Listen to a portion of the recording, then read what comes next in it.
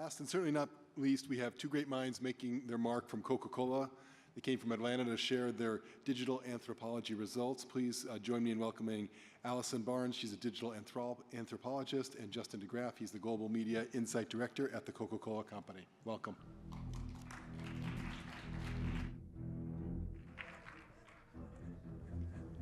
Oh no.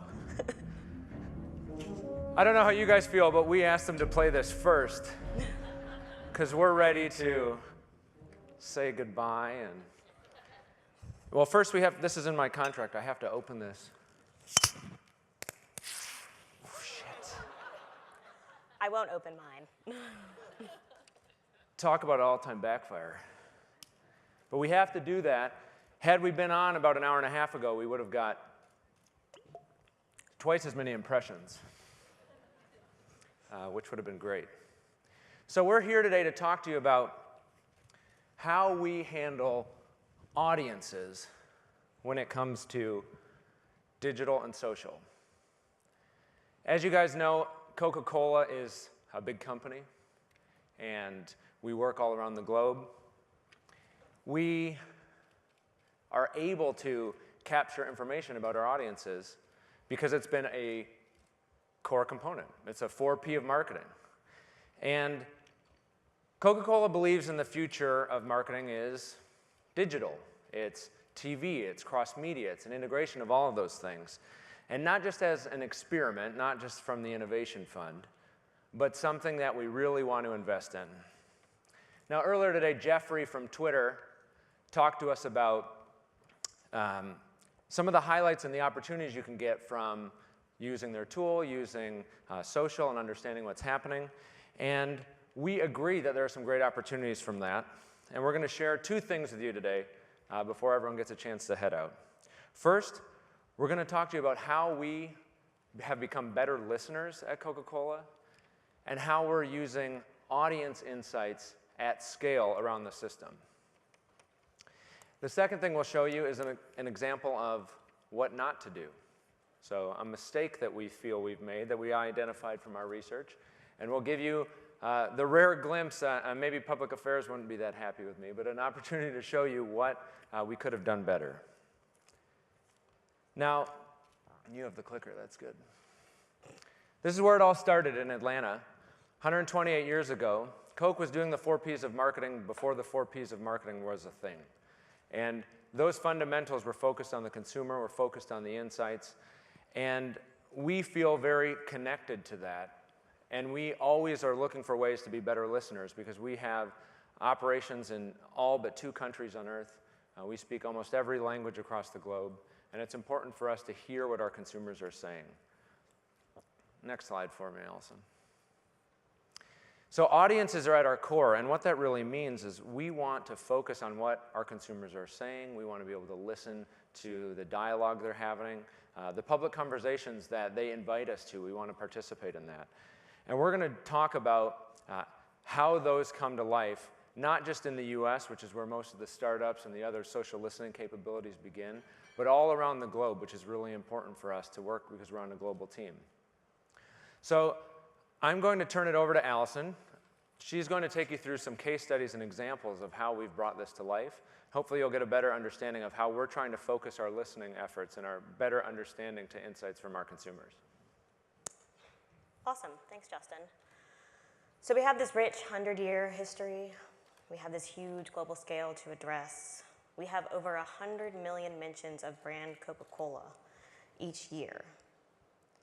And we have all of this. We have to keep in mind the audiences that built our brand. So how does social fit into this? Well, as we all know, social listening has immense potential. Social has completely changed the communication model, and consumers are readily sharing their attitudes and their opinions with us. However, social has grown so huge that it's becoming more and more difficult to really understand what our key consumers are sharing with us. And we realized we needed a way to listen better to what our target audiences were telling us. And more importantly, we needed to hear our consumers at scale in different markets through the noise. You know, It's great that people are talking online, but if we can't hear what our key consumers are saying, what's the point? And with this ever-growing deluge of content online, we were finding more and more that our key consumers were getting drowned out. And we know moms and we know teens are readily sharing online, but we couldn't easily find their conversations in the massive communication that was occurring. And so we realized we needed a way to listen better to them. And so what we were doing is we thought, okay, well, if we're listening across all of the P's of marketing, we're really focusing on that fundamental, why should social be any different? So this is what we're moving from.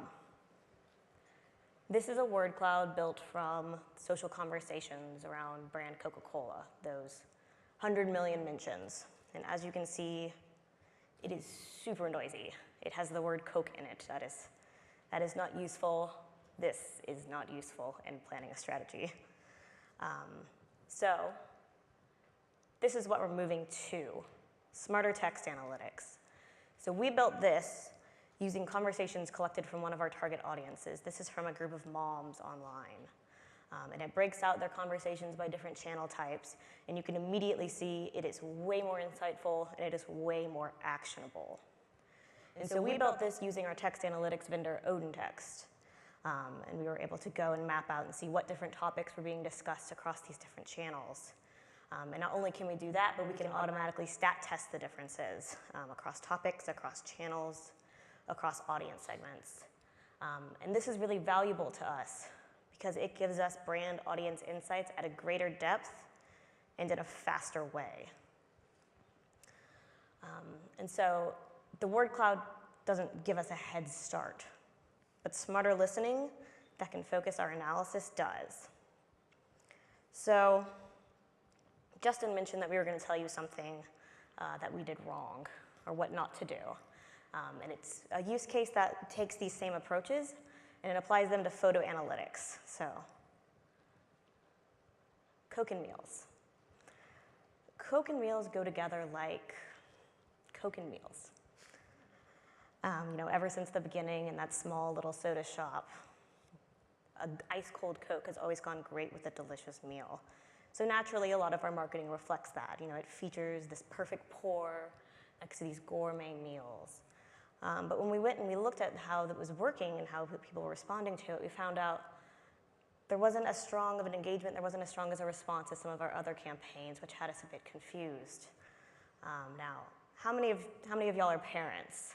I imagine most of you are. So, how many of your meals, how many of your dinners look like this with the perfectly folded napkin, the kebabs placed just so? No one does. Maybe Martha Stewart. That's about it. But this is the inspirational stuff that we're seeing on Pinterest. It's what's showing up on social, and that's what our marketers were reflecting. And it's not bad, but it was creating a disconnect with our target audiences, We were showing that perfect pour next to these great meals, but that wasn't resonating with our moms. And what we realized was we weren't listening to our moms. We were creating these aspirational meals because we thought that was what was out there, but it wasn't what was happening with them. And so rather than go, and as we were trying to figure out, how to really gear the campaign towards moms and get them to better fit, rather than go back and, have a focus group and 6 months more of research, we just went and looked at what they were sharing online. So as you can see, you've got these well-balanced meals, it's nutritious, but it's simple. You can see that nice little sandwich with some watermelons, and there's that can of Diet Coke right there at the top. Or that little snack. It's not terribly creative, it's well-balanced though. Michelle Obama would approve of it. And there's that can of Coke there at the top again. So you begin to get the idea of how we can use content to see how our brand is fitting within our consumers' lives. And rather than going and trying to guess at what's actually going on and seeing, what we think, we can just go and see what they're sharing and just match our marketing, fit that. So this is sort of what we're moving to. We're taking that step from just mass, unfocused listening from whoever or whatever is out there to really going and taking a targeted look at specific audiences and gathering insights from there to go and guide our brand. This way, we have better marketing, and we get better insights, and we get deeper insights faster in a way that can scale. And we're doing all of this with stuff we already have, with tools we already have. We're identifying, self-identifying members of our target audiences with our tools. We're listening to the public conversations with our tools, and we're doing the analysis with our tools. So it's not going and creating something new, it's just using what we already have in a better way. And we're taking this approach and we're applying it not just across marketing, but we're applying it to content development, real-time opportunity identification, product innovation, and finally research. So that's our spiel. Thank you so much.